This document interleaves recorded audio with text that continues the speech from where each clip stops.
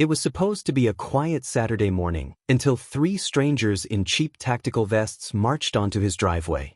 They thought they could intimidate a black man into surrendering.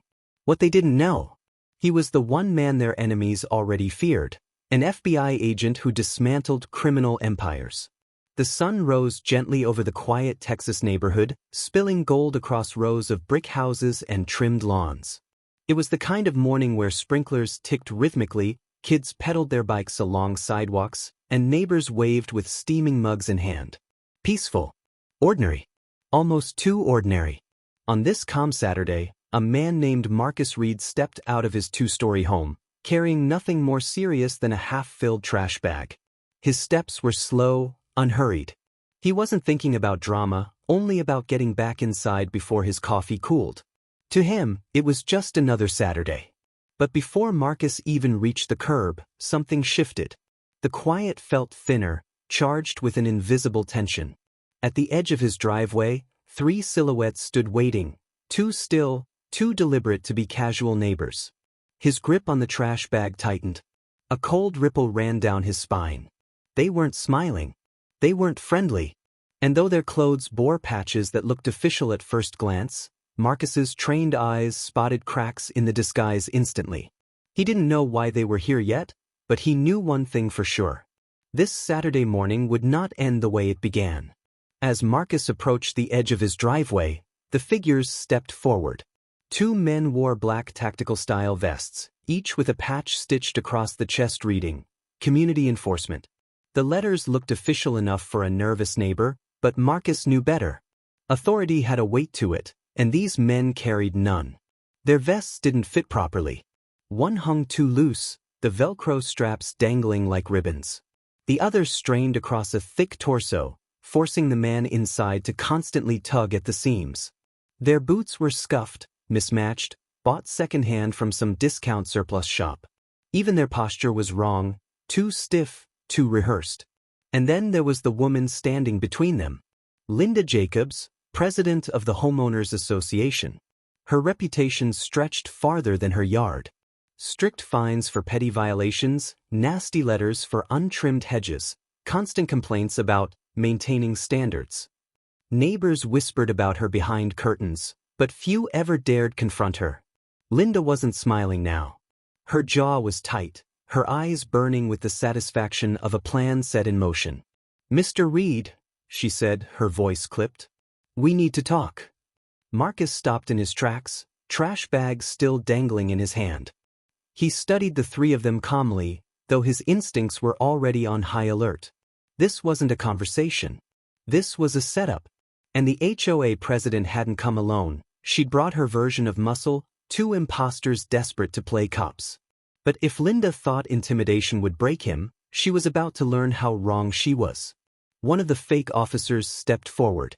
Tall, pale, with a shaved head and mirrored sunglasses, he tilted his chin with forced authority. "Community enforcement," he said flatly. "You're in violation of neighborhood regulations. We're here to detain you until police arrive." The words dropped like a stone in still water. "Detain me?" Marcus repeated, his tone steady but edged with disbelief. Linda crossed her arms tightly. "You've ignored notices, warnings, fines.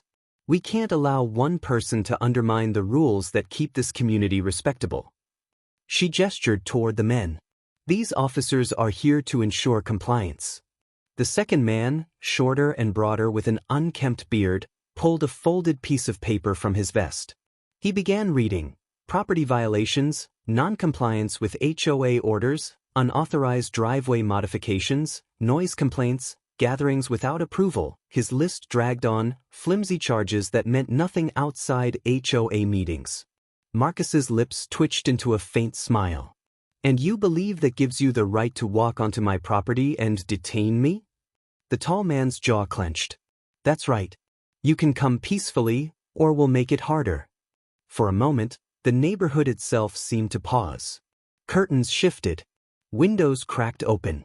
Phones lifted quietly behind blinds. The stage was set, and the audience was growing. Marcus lowered the trash bag to the ground, his eyes sharp. The bag split slightly, a soda can rolling onto the pavement with a metallic clatter. It wasn't surrender, it was preparation. The kind of move that said, "I'm ready." And as Linda smirked, convinced victory was close, Marcus thought of only one thing. They had just made the biggest mistake of their lives. Silence hung heavy over the driveway. Neighbors peered out, their curiosity crackling in the air. The imposters tried to look intimidating, but Marcus saw the truth behind their shaky bravado. He'd spent years facing real danger. These men were nothing more than actors in costumes. He studied them carefully, his voice calm. There is no such thing as community enforcement. You aren't law enforcement. You have no authority here. What you are doing is trespassing. Linda's cheeks flushed crimson. Don't talk to me about authority. We've had complaints, real complaints. You think you're above the rules. The bearded man shifted uneasily, his eyes darting toward the neighbors watching. But the tall one stood rigid, his hand twitching near his belt, trying to sell the illusion of being armed. Marcus tilted his head slightly. Son, I've seen men who live by intimidation. And I've dismantled them without breaking a sweat. You're in over your head.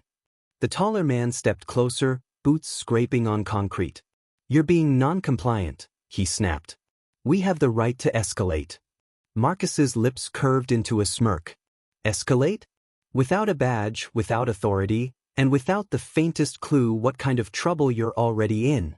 The neighborhood leaned in, phones recording, eyes unblinking. This wasn't just an HOA squabble anymore. It was turning into a spectacle. And Marcus knew exactly how to control the stage. The taller man's patience snapped. With a harsh motion, he pulled a pair of shiny metal handcuffs from his vest. The clinking metal sliced through the tense air, sending a ripple of gasps across the block. You're under neighborhood arrest, he barked, voice cracking just enough to betray his fear. Don't make this harder. Phones tilted, recording every second. A teenager across the street whispered to his live stream, Yo, this is crazy, fake cops trying to arrest Mr. Reed. Marcus didn't move. He stood tall, calm, his eyes fixed on the cuffs. Then he spoke slowly, every word precise. If you take one more step toward me with those cuffs, you're committing a felony. Impersonating an officer. Attempted unlawful restraint. That's prison time, not community service. The bearded man swallowed hard. Eddie, this is crazy, he muttered. We can't cuff him. Cameras are rolling. But Eddie, the tall one, snapped back. Shut up. We finish this. He lunged forward, cuffs raised. That was his final mistake. Marcus moved like lightning. He sidestepped, seized Eddie's wrist, and twisted it behind his back in one smooth, practiced motion. Before the crowd could blink, the cuffs Eddie had brandished now clicked shut, around his own wrists. Gasps erupted.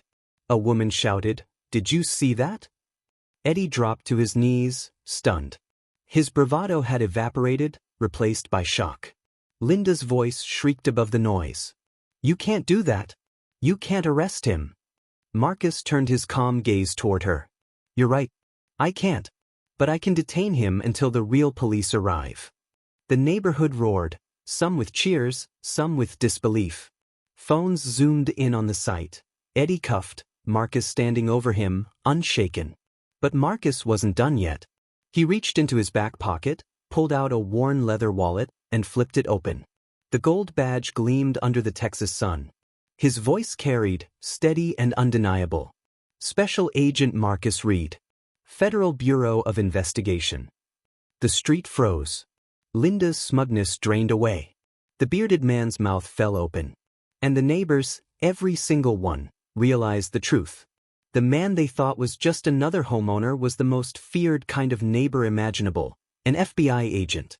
Gasps echoed across the street. A teenage boy shouted, No way, he's FBI. His live stream exploded with comments as thousands of strangers watched the drama unfold in real time. Eddie, still kneeling, looked up in horror.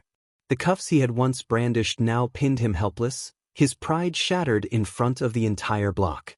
Linda's face twisted in disbelief. This is abuse of power. You can't just... Marcus cut her off with steel in his tone. Abuse of power? That's rich, coming from the woman who staged a fake arrest with imposters. "What I'm doing is lawful. What you did is criminal." The neighbors murmured, their whispers carrying judgment.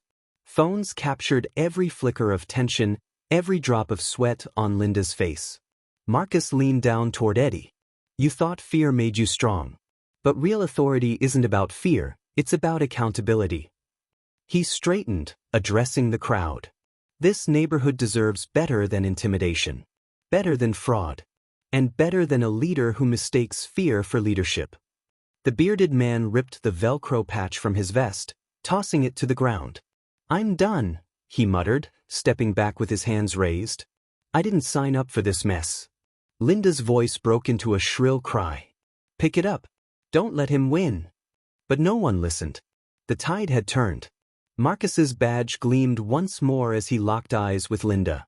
"The difference between real power and fake power," he said, his voice carrying through the block, "is that real power serves. Fake power collapses the moment it's exposed." And at that moment, with one man cuffed and another retreating, Linda's empire of intimidation crumbled before her very eyes. Sirens wailed in the distance, growing louder with each second. Red and blue lights soon washed over the street, reflecting in every window. Neighbors stepped onto porches, recording as squad cars pulled up, tires crunching against the asphalt. Officers stepped out, hands near their belts, scanning the chaotic scene. Marcus raised his free hand, still holding Eddie with ease. His voice was steady. "Officers, Special Agent Marcus Reed, FBI. Badge and credentials ready. This man attempted to impersonate law enforcement and assaulted me on my property." An officer approached, eyes narrowing at the badge. He studied it carefully, then looked back at Marcus. Respect flickered across his face. "You're good, Agent Reed. We'll take him from here." The crowd buzzed. Cameras zoomed as Eddie was hauled to his feet and loaded into a squad car. Linda shouted desperately, "You can't listen to him. He twisted everything. I was just protecting the community." Another officer stepped toward her. "Ma'am, multiple witnesses have already told us you authorized these men. You're coming with us for questioning." Gasps rippled across the street. Neighbors whispered, "She's finished." And as Linda's protests dissolved into trembling silence, the truth was no longer just exposed, it was official. By Sunday morning, the videos were everywhere. Facebook groups, Nextdoor forums, even the local news. Headlines screamed, "HOA president detained after FBI neighbor confrontation." For neighbors who had endured Linda's reign of fines and threats, it felt like justice. Mrs. Alvarez, from 2 houses down, called out to Marcus, "You did this community a service." Others looked at him with newfound respect and unease. The quiet man who watered his lawn each morning had turned out to be far more than anyone imagined. The HOA board moved quickly, voting to remove Linda from her position. Her house sat dark, blinds drawn, while whispers spread about what would happen next. As for the imposters, one sat in county jail, facing charges of impersonation. The other was cooperating, spilling every detail of how Linda had recruited them. Fear no longer ruled the block. That Saturday had begun with intimidation but ended with revelation. A fake show of power collapsed under the weight of truth. Standing before his neighbors, Marcus spoke plainly, "Real authority doesn't hide behind fake vests or empty threats. It serves. It protects. It answers to the law. And it never fears the truth." The neighborhood was quiet again, but never the same. Kids rode bikes without glancing at blinds. Parents waved with relief. And neighbors who once stayed silent now knew, when intimidation comes knocking, courage and accountability must answer. So if this story made you think about leadership, community, and what true authority really means, remember this: sometimes the biggest battles aren't fought overseas or on the news. They're fought right outside our doors. And that's why you should never mistake fear for respect.